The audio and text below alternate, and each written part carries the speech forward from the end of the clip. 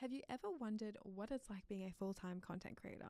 If you have, I'm going to run you through a few things that I think are really important for newer content creators so you can kind of get into the gist of things and start making money online. Honestly, every single time I say making money online, it feels like so wrong, but it's actually not. I've been doing this online for like 10 years, almost a decade I've been on social media now, which is so wild. But I really wanted to run you guys through a little bit more of an idea of what it looks like to manage yourself as a content creator and really have a good idea and understanding of how to make it a business for yourself. I think a lot of content creators kind of start off thinking like, oh, I'll just make some extra cash, which is also really great. I'm not going to say that that's not good because it's definitely good when I started. But if you want to be a full-time content creator and you're like, I just want to spend all of my time creating content, I love it so much, I want to work with brands, I want to do all of these things, and I really want to expand my personal brand, then you're going to want to listen to this episode. So I was very resistant to talking about making money as a content creator because I had some personal blocks myself. And so I really wanted to talk about this now because I feel like it's something that is taboo, and I'm really, really trying my best not to gatekeep as much as possible. I'm not about gatekeeping on here. I want to help you guys make money as content creators. And I think a lot of the time we forget that it is a business and you can apply business strategies, principles, systems to being a content creator. So I have done a couple of episodes in the past on what it's been like being a content creator, how I built my career, but I wanted to talk more about why I actually love doing it. When I started as a content creator, I was not good at photography or anything like that. I didn't even know how to use video properly. I took photos on my camera. They weren't very good, but it was a skill that I really learned to refine, and I just kept practicing and practicing, got better and better at it.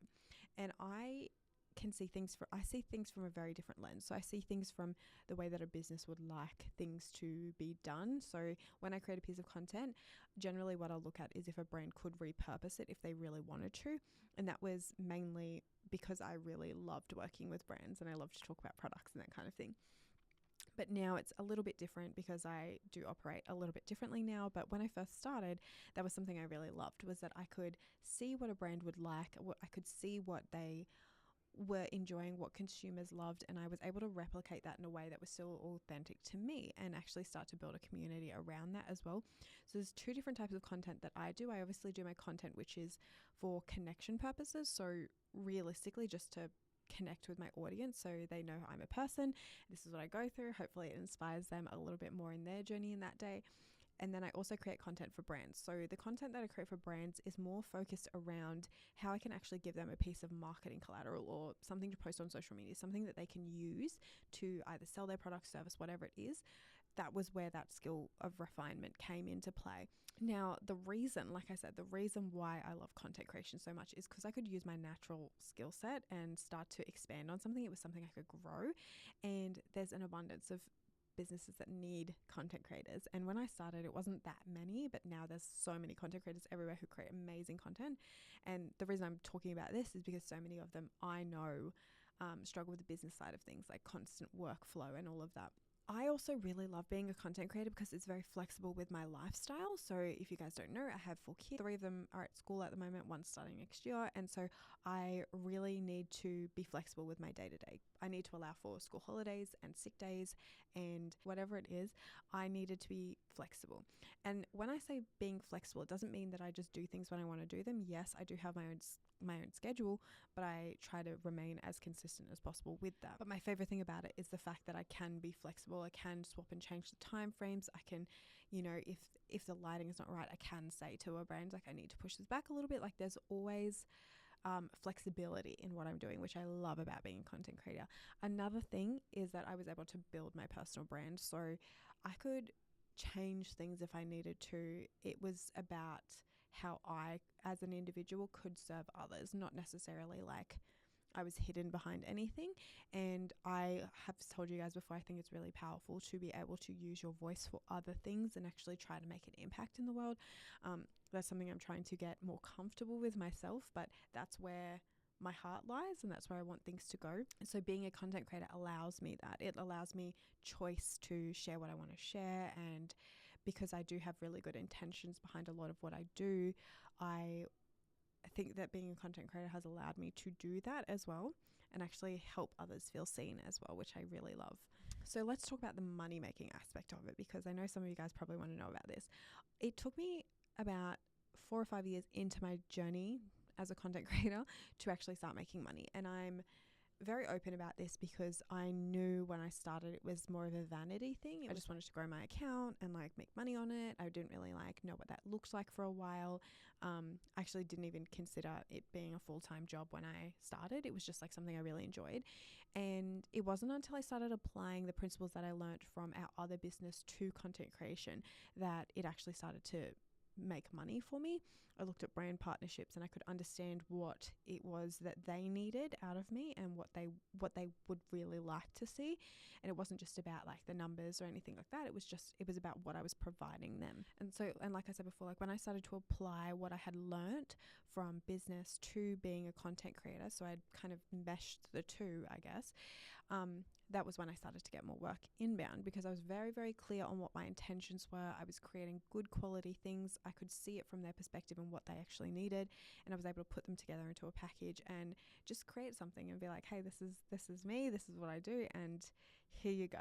I learned a lot about boundaries at that point as well. But coming back to how I was making money, it took me a while to make money because I, first of all, didn't know my own worth. I didn't know what I should be charging or how I should be charging or like how much time things took. And so when I really like worked out how long it took me to create a piece of content, the work that went into editing and making sure it was right, and any reshoots and all of that took a little bit of time to get my head around. But once I did, I was able to put an amount to the work that I was doing, just like the work itself, not including like posting it to social media because that has its own rate, but the actual work that I was doing, it had its own value point. And so when I understood that, I was able to apply that to, you know, pitching, and like when a brand would come to me and ask to work with me, I could put together a package because I had a fee structure. But there are so many different ways you can actually make money as a content creator. There's obviously like UGC work now. You can be hired by brands as an employee now, which is amazing. You can go freelance, so you can do your own work and look for your own work, do your own pitching and manage yourself. You can get a manager who can help like work with you to try to get as much work as possible for you, and really start to build those relationships with the brands that you want to work with. But coming back to all these different ways you can make money, you can also you can create your own courses and your own products, your own business outside of that. But the thing is to remember, like, content creation is its own business. So if you're going to build a personal brand, it looks a little bit different to being a content creator and creating content for brands. It's more about like being creative with it to make it sustainable for yourself. When you actually start as a content creator, it's really important to have a few key things. So you want to have an ABM to start with. I think most people know that. If you're going to be invoicing a brand or an agency, regardless, you need to have an ABN. This is in Australia. I don't know what it's like overseas, but here you need an ABN. And then you need an idea of how to like create an invoice. You need a media kit and a rates card. So you need to know what your fee structure is and what you're willing to offer brands as well. So with this, you want to have all of your stats, so your demographics and examples of your work. You want to have like any testimonials in there as well, and just kind of put everything together in a nice little package with a bow on it, so that when a brand comes to you or you want to start pitching, you have this kit which explains everything that you do, how brands can work with you, and all of this stuff in one little package, and you send it off. I think it's really important to note though, do not send out your packages straight away. Like, don't cold send them out. It doesn't work. I've tried it in the past. It doesn't work. The best way to do it is to relationship build, which I think I have spoken to you guys about that. So this is essentially a portfolio for yourself, just so you can get an idea of like how you want things to work, how you work with brands, and all of that. You can just send it off and it's good to go. The next thing that I think a lot of creators forget is that you need a very clear process on your communication. So I always really think it's important to make sure that you have like a standard amount of time that you email back in, a way that you work, how you ask questions, all of those things. You need an idea of like the brief and that kind of thing. You just put it all in that initial email so you have an idea, and there's less back and forth that needs to happen. The idea with a clear process for communication is just to make the process really, really streamlined for any clients that you work with, any brands that you work with, anyone that you communicate with. Is just really streamlined and you know exactly how to do it.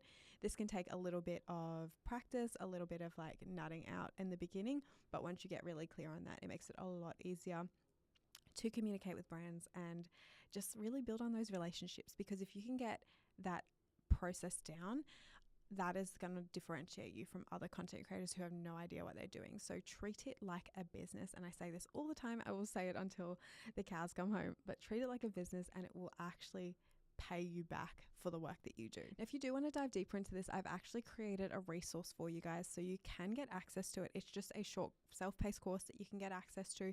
It will run through all of this in a lot more depth. I just find like a podcast episode will not get it all out. And you will be able to actually implement these things to your content creation business and actually start to make some sustainable income for yourself. Now, this self-paced course doesn't include anything like a community or anything like that. It's literally just the course. You go for it. If you do want to join the growth circle after that, we do have discussions like it around it. But this course, I wanted to make it affordable for any new content creators who are just wanting to get into it and just want to have an understanding of how to actually create content for brands so that it can convert into some, paying work instead of just doing gifted all the time, and actually understanding how to operate a little bit better. If you have any questions at all, feel free to DM me at riseofher_. I will always answer your questions over there, but I hope that you guys enjoyed. Let me know what your key takeaway was on socials, and I will speak to you in our next episode. Bye.